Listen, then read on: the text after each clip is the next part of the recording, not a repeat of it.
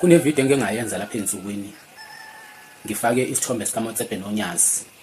Ngesikhathi behlangana lapha ngiphawula ke ukuthi uMotsepe bekufanele ngaligoqela uNyazi ngoba uMotsepe uNyazi akalibuki ngendlela amaNazaretha asebuhleni asuke elibuka ngayo. Kwase kungena ke lawo ma comment lawo. Abanye bethi kwenza ukuthi bekungekho esontweni kodwa kube kuthiwa bekusesontweni noma bekusebuhleni bezoguqa ngenkalo uMotsepe.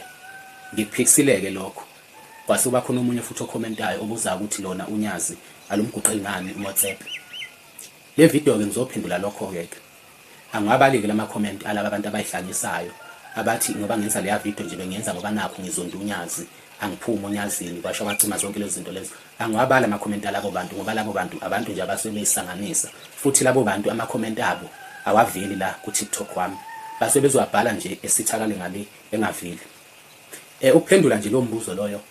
Okokuqala nje ngizocela ukuveza ukuthi kahle kahle uNyazi noMotsepe akekho omkhulu kunomunye.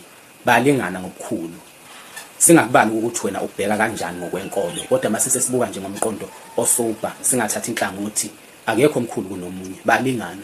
Kulesi sithombe ke ngisifakile ngizoveza ukuthi uMotsepe ngeke ezeguqela uNyazi futhi uNyazi ngeke lize limguqela uMotsepe kunalokho bengaguqelana ngoba amadoda amakhulu omabili bayalingana ngokwepower bayalingana ngokudumo futhi mhlambe bacishe belingane ngisho nangokwemali.